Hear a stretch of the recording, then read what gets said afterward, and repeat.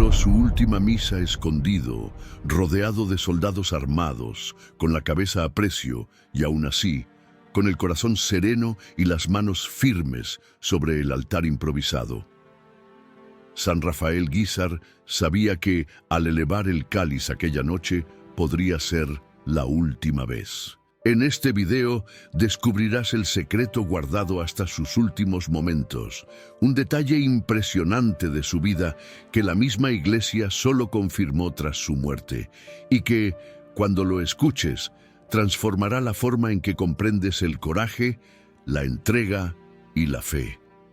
Quédate conmigo hasta el final, porque esta historia no es solo sobre un santo, es sobre el poder que la fe tiene para cambiar destinos cuando todo parece perdido. El sol nacía lentamente sobre las montañas de Cotija de La Paz, tiñendo el cielo de tonos dorados y anaranjados, mientras la suave brisa hacía danzar las hojas de los árboles frente a la pequeña iglesia de la ciudad. Era el año de 1878. Dentro de una casa sencilla, llena del olor a pan caliente y del sonido discreto de las gallinas picoteando afuera, nacía un niño destinado a algo grandioso. Rafael Guízar y Valencia vino al mundo en un hogar de fe sólida, pero humilde, donde la devoción no era un adorno, sino el alimento diario del alma. Su madre, una mujer de oración silenciosa, envolvía al pequeño Rafael en bendiciones murmuradas mientras lo mecía. Su padre, un hombre honrado y trabajador, enseñaba con el ejemplo el peso de la responsabilidad y la grandeza de la palabra dada. Aún pequeño, Rafael sentía algo inquietante en el corazón. No era la inquietud común de un niño, sino un llamado sutil que lo hacía buscar el silencio, mientras otros niños corrían y gritaban. En la iglesia de Cotija, las campanas sonaban fuertes, llenando el aire con vibraciones que parecían atravesar el pecho del pequeño niño. A los 7 años, al entrar en la iglesia de la mano firme de su madre, se sintió pequeño ante el altar iluminado por velas titilantes. Los vitrales coloridos reflejaban tonos rubíes y azulados sobre el frío suelo de piedra y, en medio de la misa, él apretaba sus pequeñas manos y miraba fijamente al sacerdote.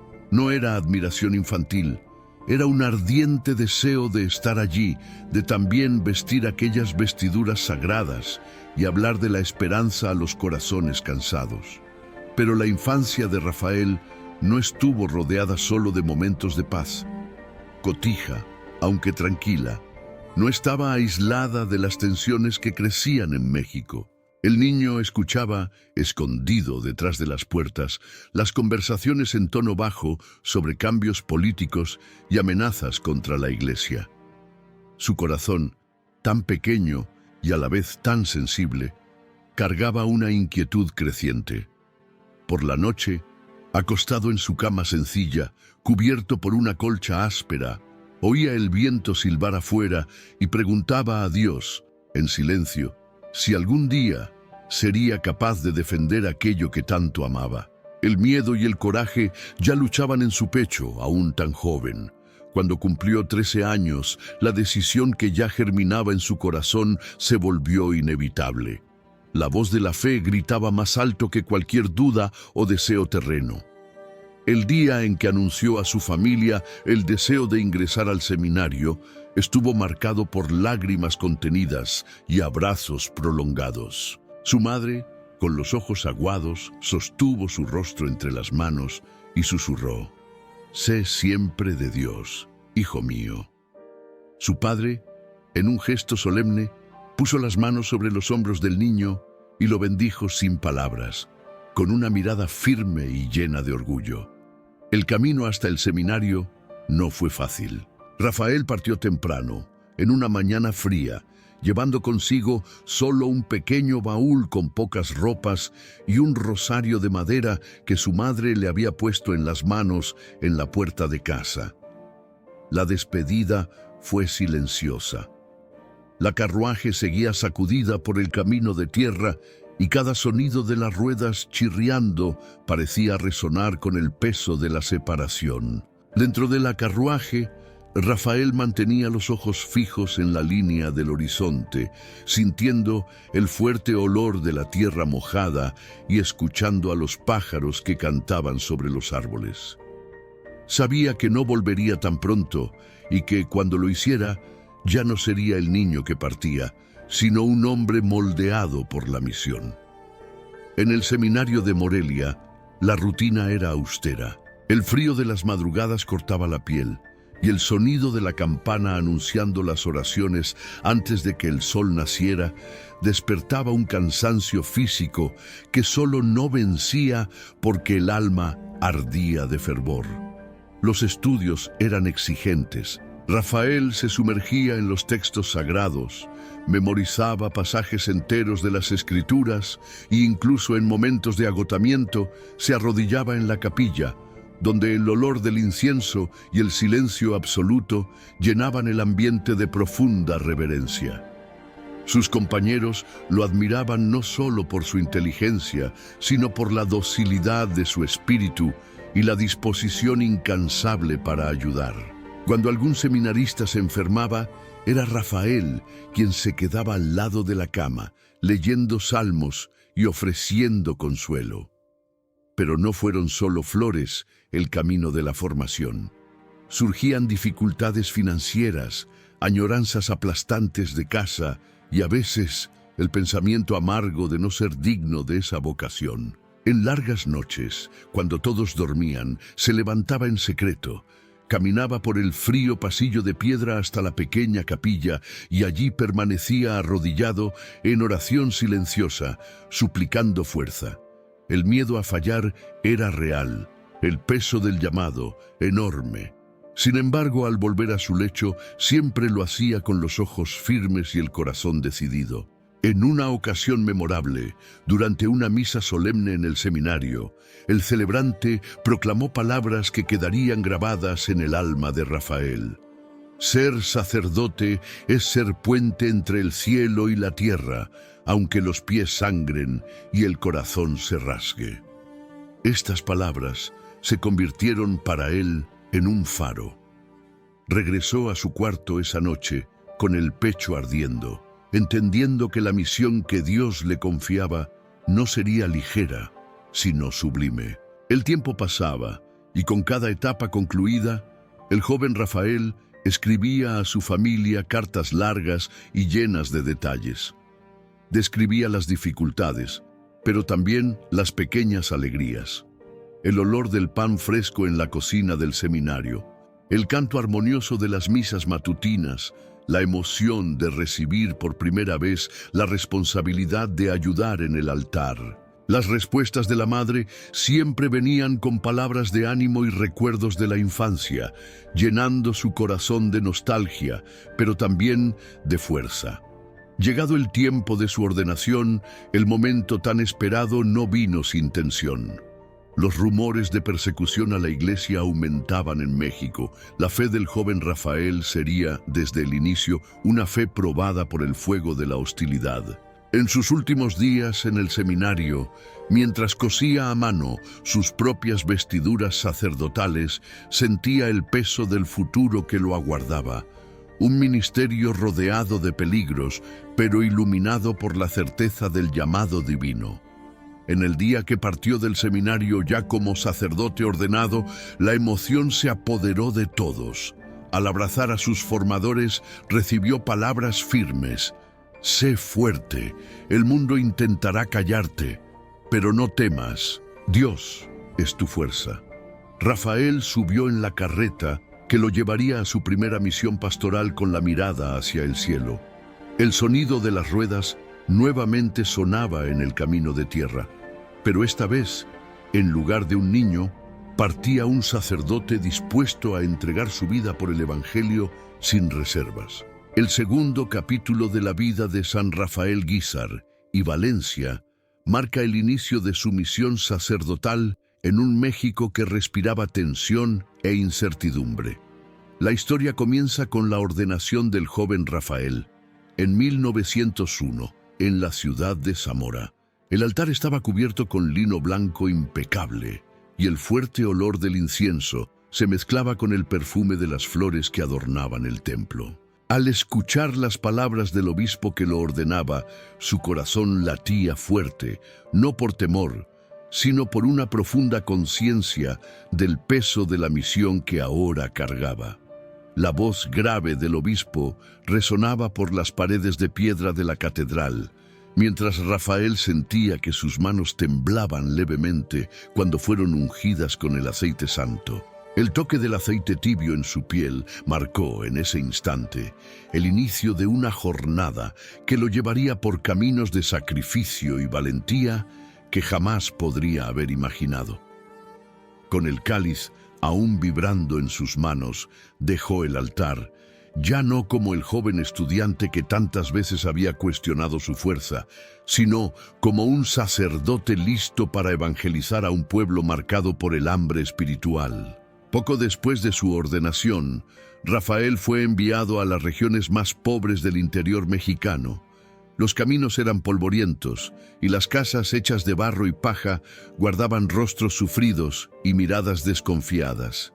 Sin embargo, bastaba su presencia serena y su voz suave proclamando palabras de esperanza para que corazones endurecidos comenzaran a abrirse.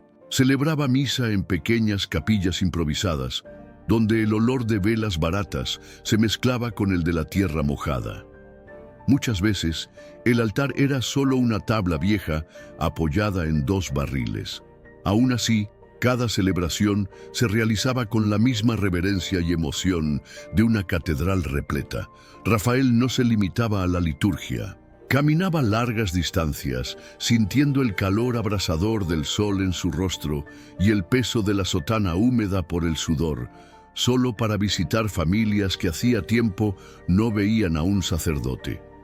En esas visitas escuchaba confesiones prolongadas, historias de dolor, miedos antiguos y pecados guardados en lo profundo del alma. En cada palabra que pronunciaba había consuelo. En cada mirada que dirigía había misericordia. Cierta vez, en una pequeña aldea escondida entre montañas, fue llamado de urgencia para visitar a una anciana al borde de la muerte.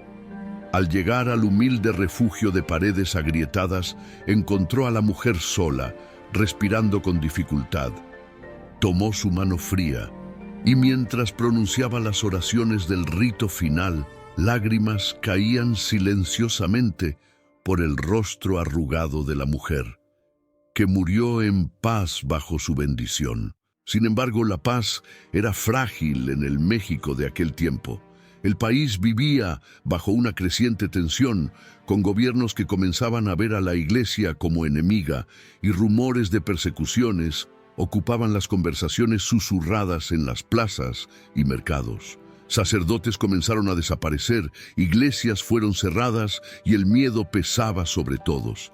Pero Rafael no retrocedió. Sabía que su misión era arriesgada y eso solo aumentaba su determinación. Cuando recibió la noticia de que sacerdotes estaban siendo capturados y expulsados del país, decidió actuar con más prudencia, pero sin interrumpir jamás su trabajo misionero. Durante una misión en Veracruz, el ambiente era de constante vigilancia. Las autoridades buscaban cualquier pretexto para detener a sacerdotes. Rafael comenzó a adoptar estrategias ingeniosas. Se disfrazaba de vendedor ambulante, llevando una cesta con telas y pequeños objetos. Debajo de la ropa sencilla ocultaba una estola y un pequeño crucifijo. Entraba en casas con puertas entreabiertas, donde familias humildes lo esperaban ansiosas para escuchar la palabra y recibir los sacramentos. A cada esquina, su corazón se aceleraba con el miedo de ser reconocido, pero mantenía el rostro sereno. El sonido de las botas de los soldados en las calles empedradas hacía que su corazón se apretara, pero jamás interrumpía su misión. Las misas clandestinas que celebraba se realizaban a la luz de velas, en casas cerradas por dentro, con ventanas cubiertas por telas para evitar que la luz escapara. El olor de la cera derretida se mezclaba con el de las hierbas que ardían discretamente para enmascarar el aroma del incienso, en caso de que algún soldado pasara cerca. Cada misa era un riesgo calculado, pero también un acto de amor incondicional. En una noche particularmente tensa, durante la consagración del pan y el vino, un fuerte ruido del lado de afuera hizo que todos retuvieran la respiración. El sonido de voces apagadas y pasos apresurados del lado de afuera transformó aquel momento en una prueba extrema de fe. Rafael, sin dudar, levantó el cáliz con manos firmes y al terminar la misa pidió que todos se marcharan en silencio por diferentes caminos. Él mismo salió por una puerta lateral, caminando por la oscura noche hasta encontrar refugio. Las persecuciones se intensificaron. Los informes de sacerdotes arrestados y deportados aumentaban, y el nombre de Rafael comenzó a circular entre las autoridades como un predicador incansable que desafiaba el orden establecido. Una mañana, un aviso llegó hasta él. Había una orden de arresto a su nombre. Sus amigos y colaboradores suplicaron que huyera, y tras mucha resistencia, aceptó partir, no por miedo, sino porque comprendía que su captura traería peligro a quienes lo protegían. Se despidió de sus ovejas con un abrazo apretado, dejando tras de sí lágrimas y oraciones silenciosas. El viaje hasta la costa, donde embarcaría rumbo al exilio, fue silencioso y pesado. En el barco, mientras observaba la costa mexicana alejarse en el horizonte, sintió un profundo apretón en el pecho. Las olas golpeaban fuerte en el casco, y el sonido del mar se mezclaba con el lamento ahogado de su corazón. No sabía lo que le esperaba en tierras extranjeras, pero sabía lo que dejaba atrás, un pueblo sediento de Dios que ahora necesitaría encontrar fuerza en la ausencia de su pastor. Partía, pero su alma permanecía en cada pequeño altar improvisado, en cada vela encendida en la clandestinidad y en las oraciones murmuradas en las silenciosas madrugadas de México.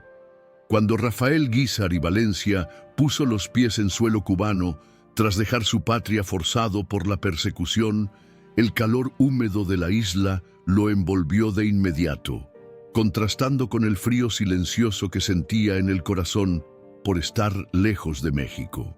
Era el año 1912 y La Habana hervía en movimiento. Carruajes cruzaban calles de adoquines. Vendedores ambulantes anunciaban sus mercancías en voces estridentes, y el olor del mar se mezclaba con el aroma fuerte de los puros recién producidos. Sin embargo, en ese escenario vibrante, Rafael no se dejaba distraer. Sabía que, aunque lejos de casa, su misión permanecía la misma: ser un pastor, incluso en tierra extraña. No tenía lujo, solo la sotana, un rosario desgastado y una alma determinada. Alquiló una pequeña habitación en una casa sencilla, donde el mobiliario se resumía a una cama estrecha, una mesa de madera marcada por quemaduras de velas y una silla de paja inestable. Era allí, bajo la luz tenue de un farol, donde pasaba las noches escribiendo cartas para sus compatriotas dispersos y meditando sobre el próximo paso. El exilio para muchos sería tiempo de pausa. Para Rafael era tiempo de misión oculta. En Cuba rápidamente se dio cuenta de que no bastaba con vivir recluido. Muchos inmigrantes mexicanos estaban allí, desamparados, lejos de su fe y de sus raíces. Entonces, Rafael salió por las calles de La Habana, sin miedo a lo desconocido, tocando puerta por puerta, preguntando discretamente por familias mexicanas que necesitaran asistencia espiritual. Fue recibido con desconfianza, muchas veces ignorado, pero no se rindió. En una noche lluviosa, finalmente encontró una familia que lo acogió, y allí, en un pequeño cuarto iluminado por una vela, celebró la primera misa clandestina en suelo cubano. Las misas se multiplicaron y pronto pequeños grupos de inmigrantes se reunían, siempre en secreto, para escuchar la palabra. El ambiente estaba cargado de emoción. Muchas de estas personas no escuchaban la voz de un sacerdote desde hacía años. Mientras la lluvia golpeaba el techo de zinc y el viento silbaba entre las rendijas de la puerta, Rafael hablaba con voz serena, cada palabra cargada de consuelo. En uno de esos encuentros, una señora anciana con las manos callosas y la mirada perdida dijo: «Padre, pensé que Dios me había olvidado». Él respondió solo apretando su mano con fuerza, como quien dice, sin palabras, que Dios jamás abandona a sus hijos. Pero el exilio en Cuba fue breve. La mirada de Rafael estaba siempre vuelta hacia su patria. Las noticias que llegaban eran sombrías. En México, la persecución a la iglesia se había intensificado. Muchos sacerdotes habían sido arrestados, otros muertos, y las comunidades estaban cada vez más aisladas, sin orientación espiritual. Ante este escenario, tomó una decisión audaz: partir hacia los Estados Unidos, donde sabía que podría encontrar apoyo y tal vez un puente para regresar a su tierra natal. El viaje de Cuba a los Estados Unidos estuvo marcado por incertidumbres. Embarcó en un barco de carga, donde el fuerte olor a pescado y aceite quemado impregnaba todo. El balanceo constante de las olas hacía que el estómago se revolviera, pero la mente permanecía firme.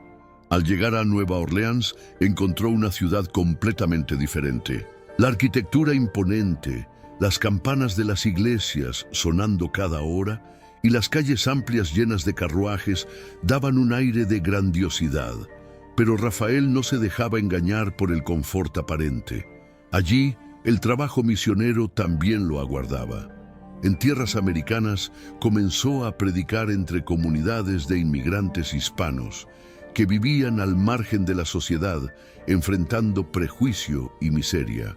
Los campos de trabajo eran duros y los rostros estaban marcados por la fatiga. Rafael caminaba entre ellos, escuchando historias de nostalgia, hambre y desesperanza. Organizó pequeños encuentros de oración en galpones improvisados, donde el olor a sudor y polvo no ahogaba el fervor de las palabras de fe. Muchos lloraban durante las misas, no solo por la emoción espiritual, sino por el recuerdo de sus familias dejadas atrás. Fue en los Estados Unidos donde Rafael mostró una de sus mayores virtudes: la capacidad de adaptarse sin perder la identidad. Incluso en un país extraño, con leyes y costumbres diferentes, no alteraba su esencia. Mantenía la simplicidad en el hablar, la mirada firme y acogedora y una fe inquebrantable. Sin embargo, los peligros también lo perseguían allí. Las autoridades, desconfiadas de la presencia de un sacerdote extranjero organizando encuentros clandestinos, comenzaron a vigilarlo. En algunas noches, al escuchar pasos pesados en la calle, apagaba la luz, se sentaba en la oscuridad y permanecía en silencio, rezando para que no llamaran a su puerta. Con el paso del tiempo, Rafael fue comprendiendo que su exilio no era un castigo, sino una escuela de fortaleza. A cada comunidad que visitaba, a cada palabra que profería, formaba lazos de fe indestructibles. Sus ojos brillaban al ver a niños repitiendo oraciones en voz baja, madres afligidas encontrando paz en el confesionario improvisado, y ancianos que se despedían de la vida con el consuelo de los sacramentos. Sin embargo, incluso en medio de tantos frutos, la añoranza de México nunca abandonaba su corazón. En momentos de silencio, sacaba del bolsillo un pequeño pedazo de tela bordada por su madre, que llevaba consigo desde la partida, y lo apretaba entre las manos. Era un recordatorio de quién era y de dónde venía, y en su interior crecía el deseo de regresar. No importaba el riesgo, su tierra lo llamaba y él sabía que no podría ignorar ese llamado. Entonces, al recibir la noticia de que la situación en México se había vuelto aún más crítica, pero que sacerdotes estaban comenzando a regresar discretamente para apoyar al pueblo, no dudó. Se preparó para volver, consciente de que no sería recibido con fiestas o acogidas, sino con peligro inminente. Embarcó hacia Veracruz, disfrazado una vez más, esta vez como un simple comerciante. Cuando el barco se acercaba a la costa mexicana, el corazón de Rafael latía con fuerza. La brisa del mar traía el olor familiar de la tierra mojada y las montañas a lo lejos parecían saludarlo. El desembarque se realizó de noche, en absoluto silencio, guiado por hombres que arriesgaron sus vidas para ayudarlo. Pisó nuevamente suelo mexicano, no como el joven sacerdote que había partido años antes, sino como un apóstol incansable, dispuesto a enfrentar la clandestinidad, el peligro y hasta la muerte, si fuera necesario. El regreso de Rafael Guízar y Valencia a México no estuvo marcado por celebraciones o aplausos. Regresó en silencio, como un hombre que sabe que pisa en suelo sagrado, pero también en terreno peligroso. El año era 1919, y el país aún ardía en conflictos, resentimientos y vigilancia severa contra aquellos que predicaban la fe. Rafael desembarcó discretamente en Veracruz, usando ropa sencilla que ocultaba su condición de sacerdote. El olor salado del mar se mezclaba con el polvo caliente de las calles estrechas y concurridas. Fue exactamente lo que hizo. Comenzó visitando casas en noches silenciosas, usando pequeñas callejuelas y rincones, siempre atento al sonido de pasos sospechosos o órdenes militares. En los sótanos de algunas residencias, organizaba encuentros de oración, mientras las mujeres mantenían vigilias en las ventanas. El olor de velas baratas se esparcía y el susurro de las oraciones cobraba fuerza en corazones debilitados por la opresión. Cada paso que daba por la ciudad, cada mirada desconfiada que cruzaba, le recordaba que allí sería vigilado y que, en cualquier momento, podría ser denunciado. No pasó mucho tiempo para que, incluso en la clandestinidad, su nombre comenzara a resonar. Las familias más humildes susurraban entre sí: «Él volvió». Sabían que el sacerdote misionero no soportaría el exilio por mucho tiempo y que inevitablemente regresaría para socorrer a sus ovejas. En ese escenario desafiante llegó la noticia que cambiaría su vida. El Papa Benedicto XV había nombrado a Rafael Guízar y Valencia obispo de la diócesis de Veracruz. El anuncio oficial se hizo en Roma, pero él lo recibió escondido en una habitación modesta, entre lágrimas silenciosas y la emoción contenida de quien entendía el peso de esa responsabilidad. No era solo un honor, sino una cruz aún más pesada. La nominación lo colocaba en el centro de la mira de enemigos que odiaban la fe católica. Rafael aceptó la misión con serenidad, sabiendo que a partir de ese momento su vida sería entregada de forma aún más radical.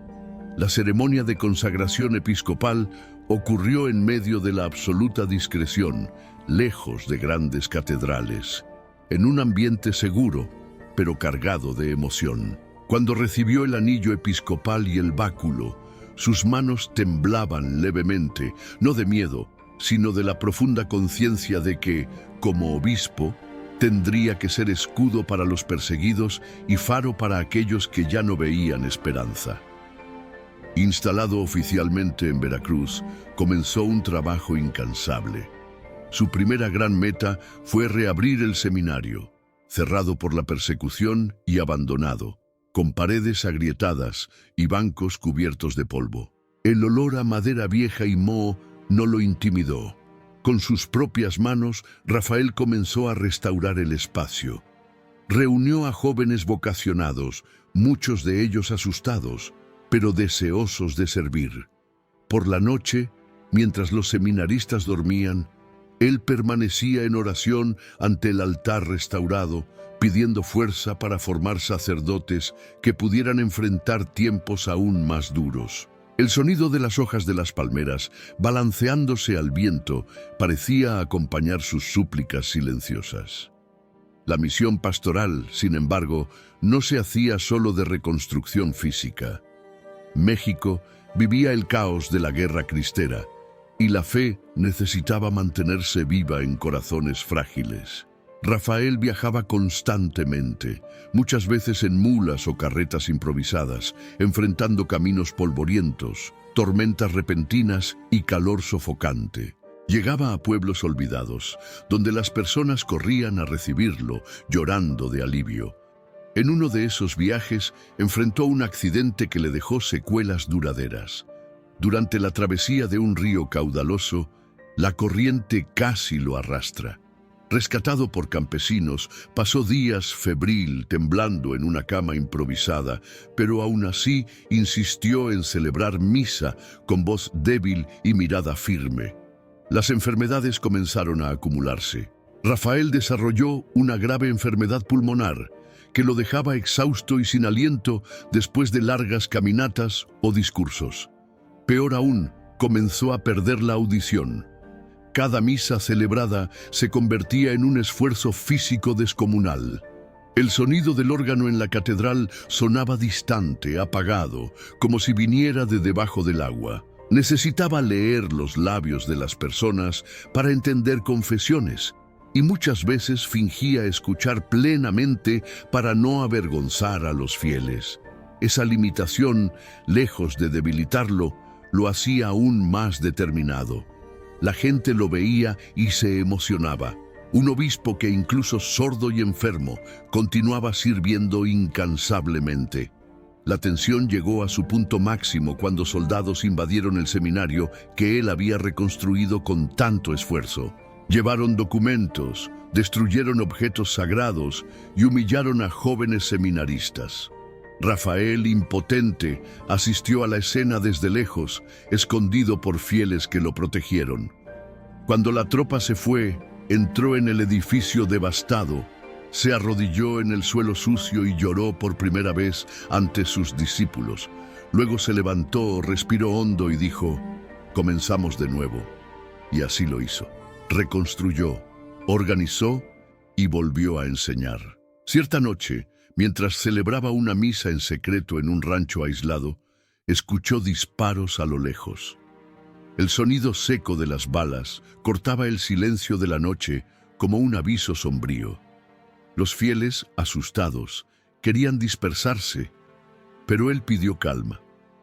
Completó la celebración con serenidad y solo entonces condujo a cada uno a sus casas de manera segura. Regresó solo por el camino de tierra, escuchando el aullido de los vientos, sintiendo el peso del cansancio en su cuerpo debilitado, pero con el alma encendida en coraje. Rafael sabía que su tiempo se acortaba. La enfermedad avanzaba. La sordera era casi completa. Sin embargo, su presencia era cada vez más solicitada. Familias escondidas, sacerdotes clandestinos, jóvenes sin esperanza.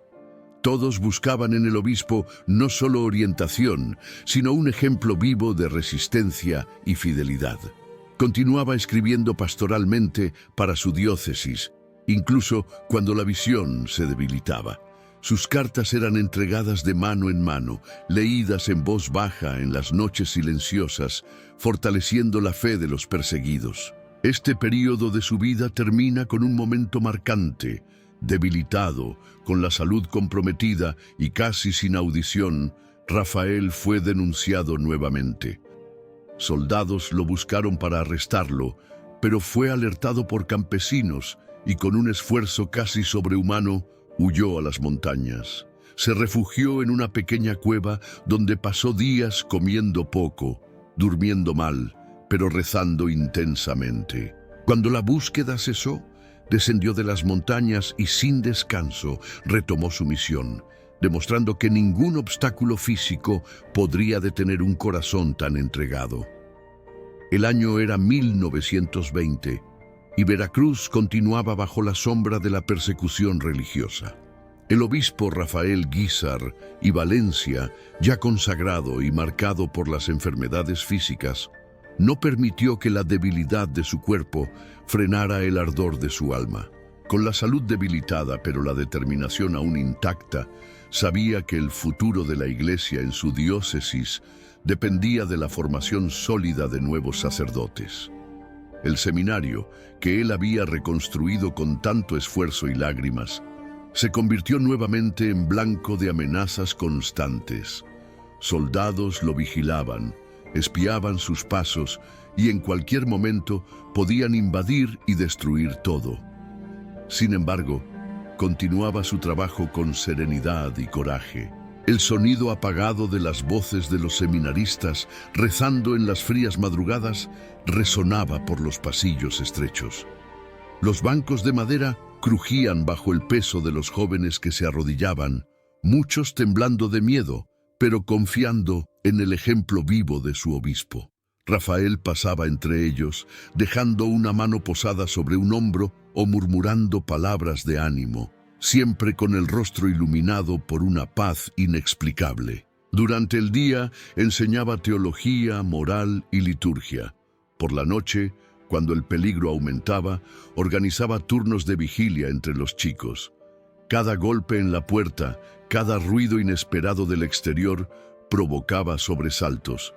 Aún así, ninguno de ellos abandonaba el seminario. El amor a la vocación, inspirado por la fortaleza de aquel hombre ya cansado, hablaba más alto que el miedo. El riesgo inminente se concretó en un día lluvioso. Bajo el estruendo de los truenos y el fuerte olor de la tierra mojada, tropas invadieron el seminario.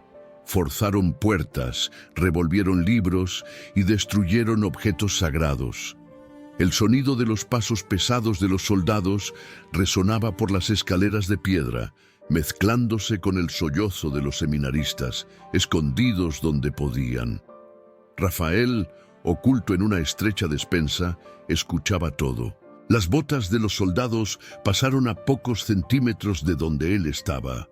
Por un momento, el silencio fue total. El corazón del obispo latía fuerte y el olor húmedo de la madera se mezclaba con el olor metálico de las armas cargadas. Cuando los invasores finalmente se fueron, dejando atrás escombros y el olor a pólvora, Rafael salió de su escondite con el rostro pálido, pero los ojos aún más resueltos. Sin tiempo para lamentar, organizó inmediatamente la limpieza del lugar y animó a sus seminaristas a comenzar de nuevo. Cada banco recolocado, cada pared restaurada era un acto de resistencia. Para él, la destrucción material no importaba. Importaba mantener viva la llama de la fe y de la vocación. Sin embargo, la persecución no cesaba. Las iglesias eran cerradas, las campanas silenciadas y cualquier celebración pública se volvía imposible. Rafael comenzó a celebrar misas secretas en granjas lejanas, cuevas y sótanos escondidos. Las mujeres, con sus velos cuidadosamente disimulados bajo mantos simples, conducían pequeños grupos hasta los lugares de las misas, en total silencio. Solo el sonido discreto de los pasos sobre la tierra húmeda. Los hombres mantenían vigilancia armada, listos para avisar de cualquier aproximación enemiga. En esas misas clandestinas, el clima era de intensa emoción. La luz débil de las velas titilaba, proyectando sombras en las paredes irregulares de los escondites. El olor de cera derretida e incienso se mezclaba con el sudor nervioso de los fieles. Rafael, incluso debilitado, levantaba la hostia con manos temblorosas, y la voz, aunque baja por precaución, llegaba fuerte al corazón de todos. Muchos lloraban discretamente, sabiendo que podrían no tener otra oportunidad de participar en la Eucaristía. Cada celebración era una posible despedida. La tensión aumentaba con las constantes denuncias. Había informantes infiltrados entre el pueblo. Cualquier palabra mal colocada, cualquier mirada desconfiada podía ser el presagio de una prisión. Rafael comenzó a cambiar constantemente de escondite. Dormía una noche en un rancho, otra en un granero abandonado y muchas veces en cuevas frías, escuchando el sonido de los animales nocturnos y sintiendo el frío húmedo atravesar sus huesos ya frágiles. Aún así, nunca se quejaba. Cuando algún campesino preguntaba cómo soportaba todo eso, respondía solo con una sonrisa calma y una bendición silenciosa. En medio de todo esto, decidió algo que sorprendió a todos: reabrir el seminario clandestinamente en una propiedad rural aislada. Llevó consigo solo a los seminaristas más valientes. Allí, en una casa sencilla de paredes de barro y techo de paja, las clases se daban a la luz de lámparas de aceite. Los cuadernos se escondían bajo tablas sueltas del piso. Los jóvenes escribían con carbón y estudiaban en absoluto silencio, mientras afuera los vientos fuertes silbaban como si fueran avisos constantes de peligro. Por la noche, Rafael caminaba por el patio de tierra apisonada, rezando el rosario, sintiendo el fuerte olor de las plantas nocturnas y el frío cortante de la sierra. A cada cuenta del rosario, pedía fuerzas para mantener a esos jóvenes firmes, pues sabía que pronto ellos también tendrían que enfrentar el martirio moral y el riesgo físico. El tiempo pasaba y la persecución se intensificaba aún más. En una mañana de cielo cargado, supo que soldados marchaban en dirección al lugar del seminario improvisado. No había tiempo que perder.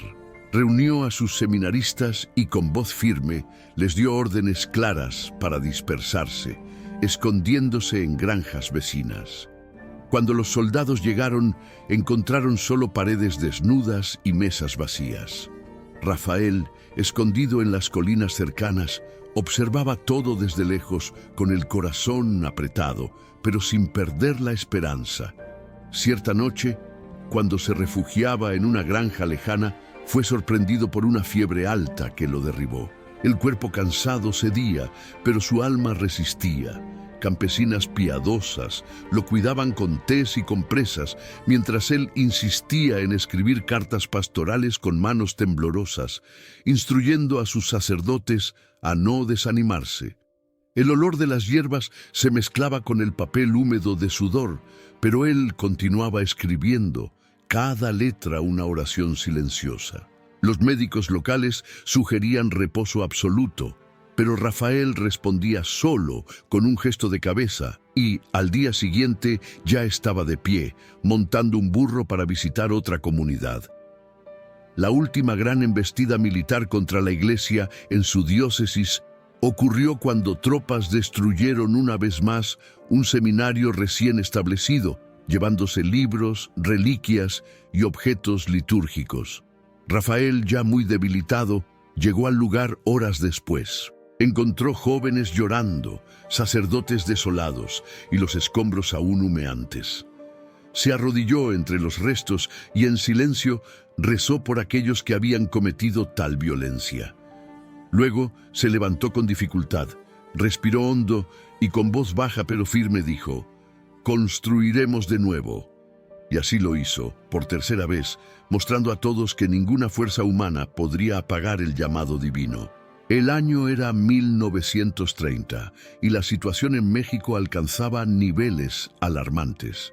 La persecución contra la iglesia ya no se escondía en las sombras. Ahora ocurría a plena luz del día. Soldados arrancaban imágenes sagradas de los altares, iglesias eran saqueadas y convertidas en almacenes o cuarteles. En medio de este escenario desolador, el obispo Rafael Guízar y Valencia ya no podía permanecer visible. Su rostro era conocido, su nombre temido por los enemigos de la fe. Comenzaba entonces una fase aún más dramática de su vida, el martirio sin sangre, vivido en el exilio dentro de su propia tierra, disfrazado, perseguido, pero inquebrantable. Las montañas y senderos escondidos se convirtieron en su hogar. El altar, muchas veces, era una piedra cubierta por un paño blanco, y las hostias eran escondidas en simples cajas de madera, llevadas con el mayor cuidado por las manos devotas de las mujeres del campo. Ellas caminaban kilómetros por senderos peligrosos, enfrentando el miedo y el cansancio solo para recibir la Eucaristía y fortalecerse en la fe. A cada visita secreta que hacía, el peligro lo acompañaba. Los bosques cercanos a Veracruz lo acogieron en noches heladas, donde el viento soplaba fuerte entre las hojas secas y el único sonido era el ladrido distante de perros y el susurro de las copas de los árboles. Allí, refugiado en cuevas o cabañas improvisadas, el obispo seguía celebrando misas clandestinas para pequeños grupos de fieles. En un episodio memorable, al celebrar la Santa Misa en una granja aislada, se escuchó de repente el sonido seco de disparos a lo lejos. Los hombres presentes corrieron a verificar, mientras las mujeres apretaban sus rosarios con fuerza, el sudor frío escurriendo por las sienes. Rafael se mantuvo tranquilo, continuando la liturgia con voz serena, incluso con el corazón acelerado. Al final, bendijo a cada fiel, y sin mostrar prisa, se retiró por la salida trasera, montando un caballo que lo esperaba oculto entre los árboles. Durante la cabalgata nocturna, el sonido de los cascos en la tierra húmeda se mezclaba con el aullido de los vientos, y el frío cortante hacía arder sus manos cansadas. En un determinado momento, supo que las autoridades habían puesto precio por su cabeza.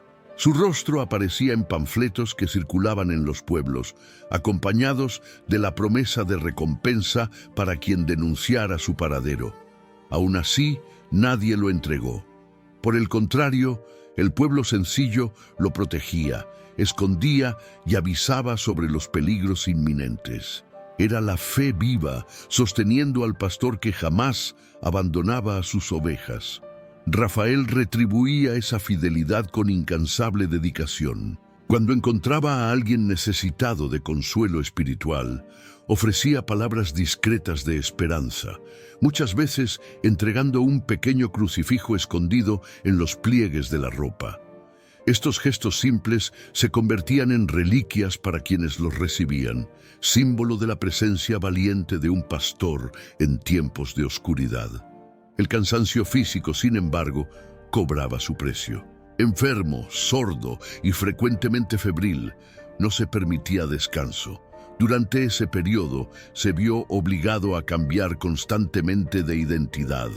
En algunas ocasiones usaba ropa de trabajador rural, cargando herramientas sobre los hombros para no levantar sospechas. En otras, fingía ser médico o vendedor ambulante. Caminaba por ferias y mercados, escuchando fragmentos de conversaciones, siempre atento a las necesidades de las comunidades. En una de sus fugas, atravesando las frías montañas de la Sierra de Puebla, fue acometido por una neumonía severa. Abrigado en un tugurio de barro, fue cuidado por una familia que compartía lo poco que tenía: caldo caliente, mantas ásperas y oraciones suaves por la noche.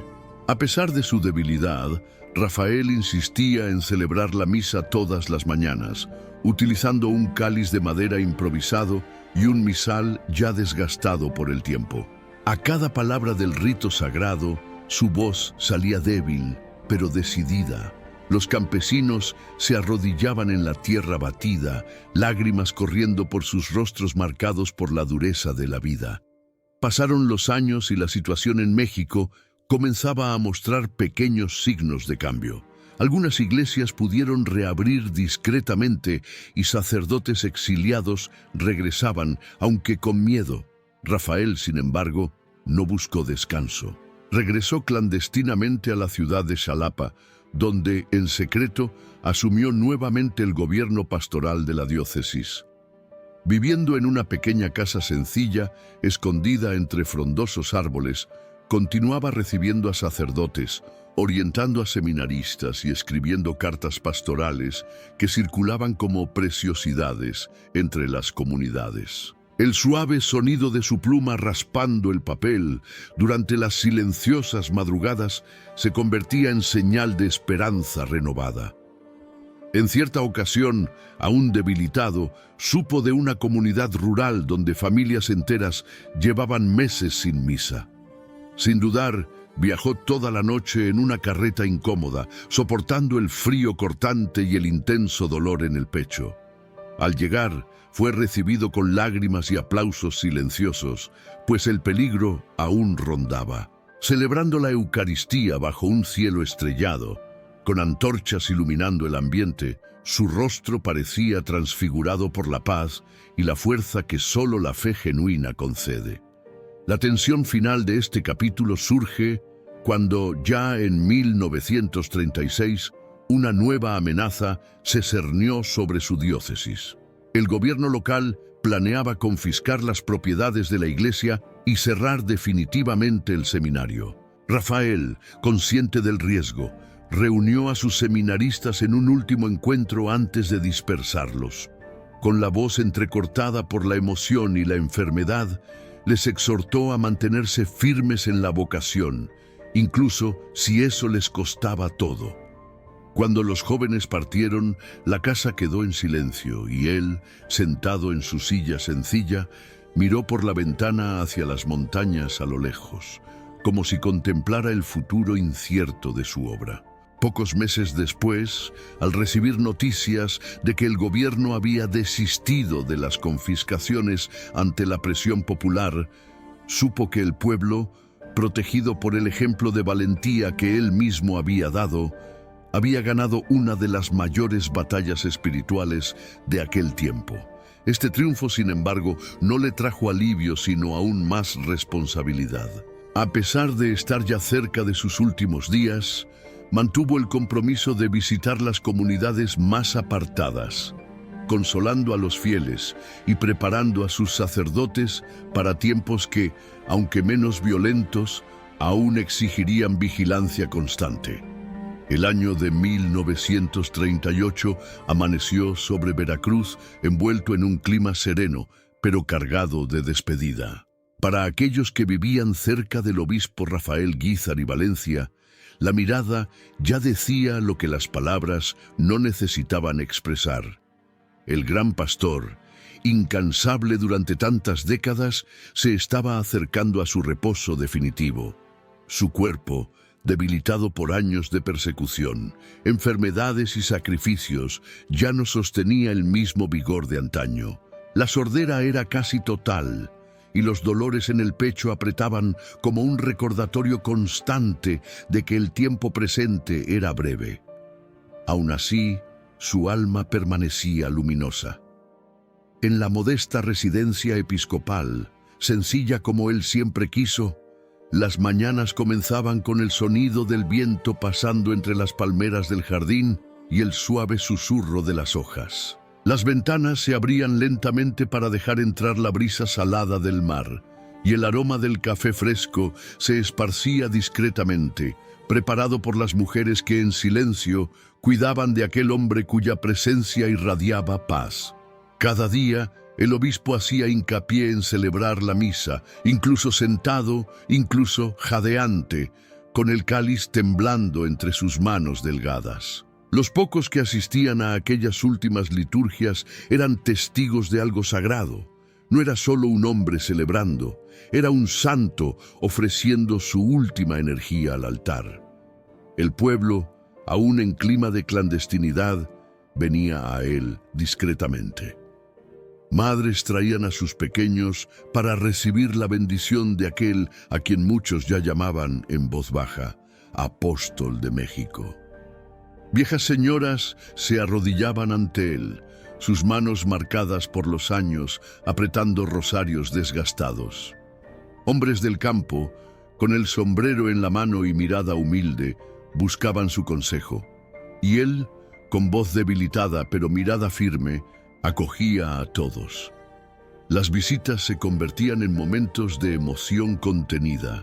Sabían que estaban ante alguien que había ofrecido toda su vida por el rebaño y cada despedida llevaba el peso de un adiós definitivo.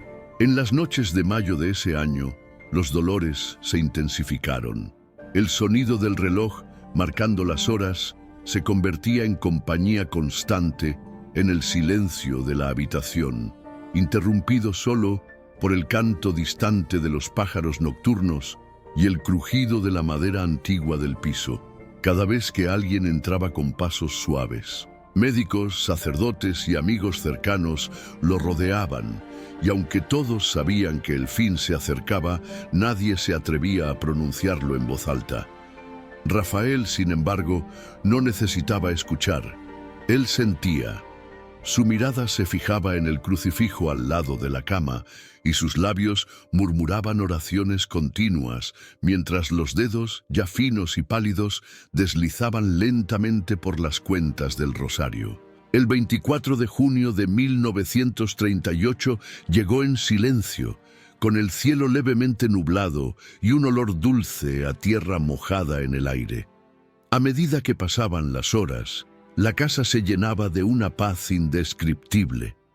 En aquella habitación sencilla, donde la luz entraba filtrada por cortinas blancas, el obispo pidió, con voz casi inaudible, que trajeran el sagrario hasta su lado. Los sacerdotes presentes entendieron el deseo y colocaron el Santísimo Sacramento a su alcance. En un gesto conmovedor, extendió la mano, tocó suavemente la ámbula y cerró los ojos, entregando su vida a aquel a quien siempre sirvió. En el momento de su partida, no hubo gritos ni lamentos. El ambiente permaneció en profundo silencio, roto solo por el sonido distante de las campanas de la catedral, que comenzaron a sonar suavemente. Por fuera, la noticia se esparció rápidamente, pero con respeto y reverencia. Hombres y mujeres comenzaron a acercarse a la casa, muchos de rodillas, otros en lágrimas silenciosas. Las campanas continuaron sonando y las velas fueron encendidas por toda la ciudad. Las calles de Veracruz, antes acostumbradas al movimiento apresurado y ruidoso, se convirtieron en un camino de procesión espontánea. Las personas caminaban en silencio, llevando flores, imágenes de santos y rosarios en las manos. El cuerpo del obispo fue velado en la catedral, donde miles de fieles pasaron, uno a uno, para despedirse. El fuerte olor de las flores se mezclaba con el incienso que subía en columnas delicadas hasta el alto techo de la iglesia. Viejas damas rezaban arrodilladas, algunas sosteniendo en las manos fotografías amarillentas del obispo en misiones pasadas. Hombres rudos del campo con sombreros apretados contra el pecho dejaban caer lágrimas discretas. Niños, curiosos, miraban aquel rostro sereno, sin comprender aún la grandeza del momento. El sonido del coro, cantando himnos suaves y solemnes, llenaba cada espacio del templo, creando una atmósfera de paz y eternidad. Durante el cortejo fúnebre, el ataúd avanzó lentamente por las calles de la ciudad. Hombres fuertes lo llevaban sobre los hombros, mientras el pueblo lo acompañaba rezando el rosario al unísono. El sonido de las cuentas siendo pasadas de mano en mano se mezclaba con el murmullo de las oraciones. En cada esquina se levantaron altares improvisados. Las mujeres esparcían pétalos de rosas por el camino, mientras que los niños sostenían pequeñas velas encendidas.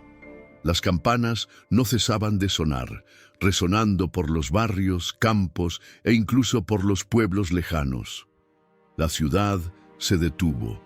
El sepelio tuvo lugar en el cementerio municipal, bajo un cielo que finalmente se abrió en tonos dorados, como si el propio cielo confirmara que un justo había completado su misión. En el momento en que el cuerpo fue depositado, un silencio profundo se apoderó del lugar. Ninguna palabra fue dicha durante algunos instantes. Solo el suave sonido del viento pasando entre los árboles y el llanto contenido de quienes sabían que, aunque el cuerpo descansara allí, su presencia continuaría viva en la memoria y en la fe del pueblo. Años después, el reconocimiento oficial llegó. El proceso de beatificación y canonización avanzó con rapidez inusual, pues los testimonios eran muchos y la devoción popular indiscutible. Milagros atribuidos a su intercesión comenzaron a ser reportados. Personas simples, madres afligidas, enfermos incurables, trabajadores sin esperanza, encontraban socorro a través de sus oraciones. En 2006, el Papa Benedicto XVI declaró oficialmente la santidad de Rafael Guízar y Valencia, reconociendo ante el mundo la grandeza de aquel pastor incansable.